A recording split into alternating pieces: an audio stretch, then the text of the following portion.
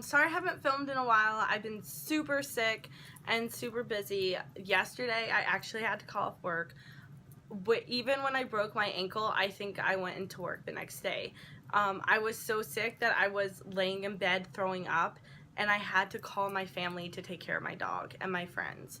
I have a great support system, but it's been really rough. I still feel really bad.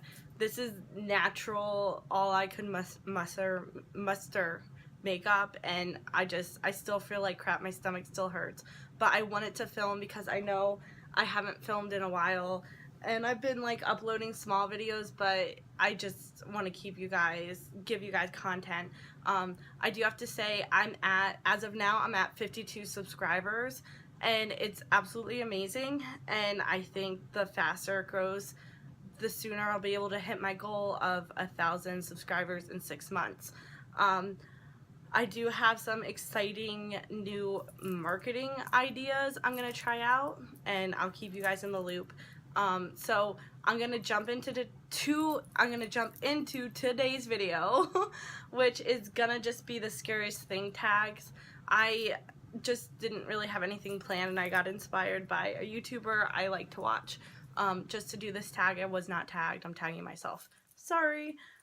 Just to let you know, Lemon is here, and she has been silly, like, coming up to me and licking me and, like, sniffing my equipment. Yes, I brought out the light. Now you guys are gonna have high quality videos. Are you excited? I'm so excited. I need to do something with this wall to make it more entertaining when you're watching. But moving on, I'm trying not to make this video 15 minutes, but that seems to be my thing, is making long annoying videos where I talk too much. Okay, number one, scariest real life experience. I have two. The first one was I came home early with my sisters, and we always got home before my parents and before my older brother. And we walk in the house and everything's a mess. There's just picture frames everywhere, broken mirrors, and we're going through the house. My parents' house is 3 stories, so we're making our way up, checking out the damage. And when we get to the 2nd story, we can hear someone on the 3rd story. It's a very open layout, so we could hear someone banging around on the 3rd floor, and we're like freaking out. We don't know what to do. Should we call the cops? So I get this bright idea. I'm gonna call my boyfriend. My boyfriend at the time was stationed in South Carolina.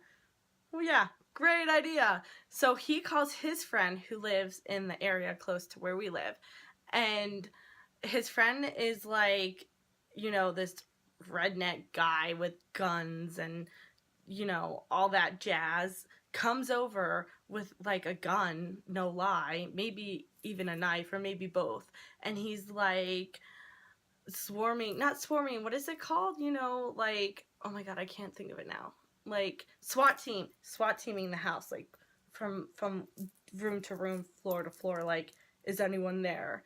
And he like has his gun out. He goes up to the 3rd floor, no lie, is a freaking bird. There's a bird that got into the house and was wrecking everything trying to get out. Yeah, that was us. That's my life. So it was definitely scary because, you know, I wanted to protect my sisters, and I was just wondering what the hell was going on. So, scary story number 2, which is part 2 of question 1, is once again, we come home, parents are at school, older brother is not home, and we had a trampoline, and we would move it all over our yard, but our favorite spot was to put it at the corner of the road, and it would, like, the corner of a busy road here and then a neighborhood here, and this car pulls up and parks like right in front of the trampoline. We're outside with my dogs and my 2 little sisters, and we're jumping on the trampoline. This guy stops, opens the door, and makes a very lewd comment about us jumping on something else. Put the pieces together on that one.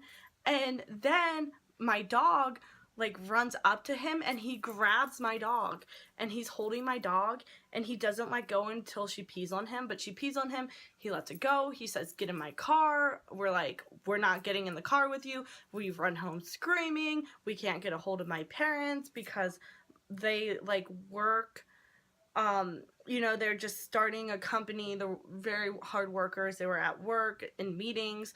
We had to call my neighbor. My neighbor came down. They called the cops. Very scary, especially, I mean, it was scary for my little sisters, but for me too, because I want to protect them. And I'm the oldest, and they could have gotten kidnapped right in front of my eyes. Like, if those guys had a gun, if they would have had a knife, I couldn't imagine. And it was very scary. Okay, moving on to number 2, so this video doesn't take forever like normal. Scariest paranormal experience. I have like always wanted to have a real paranormal experience. I have a Ouija board. I've used it. Nothing ever happened. Yes, I followed all the rules that I read online. My parents' house is 220, 230 years old, and they, you know, my friends and I used to like try to feel hot spots and try to find pictures of orbs and all of that stuff, and it's never happened for us. I would say the closest thing I've had is this one time I poured a glass of milk, and like I went to go get it out of the kitchen and it was in the sink. And I swear that I left it on the counter, but I could have simply just put it in the sink and forgot about it. I'm not really sure what happened to that glass of milk. Um, but that would be my closest to having a paranormal activity. I don't know if ghosts like milk. Do ghosts like milk? Leave me a comment down if if a ghost has ever tried to take your milk. Let me know, because I honestly, that's the closest I've ever come. So number 4 is, sorry, I'm reading it off over here if you're wondering. It says, have you ever known anyone convicted of a violent crime? No, I don't think I have. I might have, but I'm not sure. I know a few people I went to high school with on Facebook. They have been, like, they were committed of violent crimes, and I've seen them and I've talked to them in high school, but I've never personally known them. So that could be a yes or a no answer, but I'm not sure. So who knows? Maybe I have, maybe I haven't. We're just gonna move on to number 5. No, 5. I'm sick, but I'm not retarded. 5. 5. Does my hometown have any scary stories or legends? Yes. There's 2 that I can think of off of the top of my head, and there's probably more, but I don't remember all of them because I'm not very smart all the time.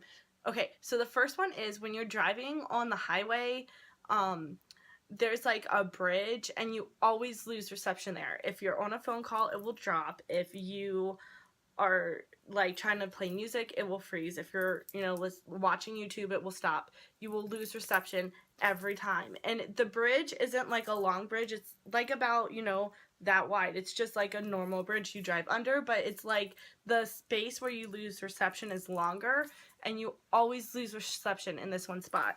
And there's like a legend that there's a bus driver who killed a bunch of kids, or he flipped over, or the bus caught on fire. I don't really know what that legend is, but I know it has something to do with like a bus driver and kids. Then, ironically, the next scary legend is right next to my house. It's called Gravity Hill. And you may have heard of this because I think, like, it wasn't on Mythbusters, but it was like on a pretty famous TV show before. But it's basically a hill where if you put your car in neutral, your car goes back up the hill. The legend is that there was a bus driver and he was at the stop sign because the hill's on the stop sign. Well, the stop sign's on the hill. I don't know which one. But he was distracted, not paying attention, and the bus was in neutral, and it ended up rolling down the hill and off of like a little cliff, and all the kids died. I can do a YouTube video about this, so if you wanted to see this, just comment below and I'll film, like I'll go there and we can try it out and we'll do it. But the legend says that if you put flour on your car, when you get back up to the top of the hill, if you look at the car, there will be handprints. I think that the handprint thing is pretty easily debunked if you just think about it. You know, you put flour in your car, there's oil in your car from when you touch your hood, and when the wind blows your car, all the flour gets stuck to the oil. Duh. Well, being that I have an Italian dad who's interested in angles and science and all of that stuff, he went to the hill and stopped traffic to level out the ground.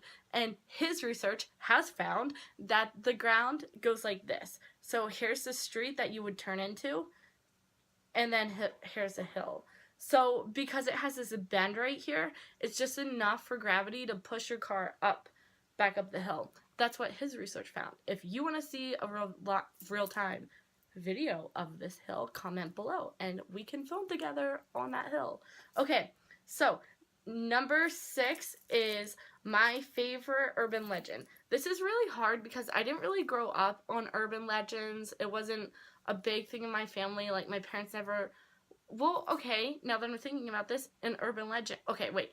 My parents didn't really teach us urban legends that were really popular, that everyone would know. It's not part of our culture. But my dad used to tell us a lie. There was this chain of Italian restaurants called Vinny Testa's. And in order to keep us to being good when we ate there, because we used to love going there, he would tell us that the kids who were bad at Vinny Testa's were like taken away and made into meatballs.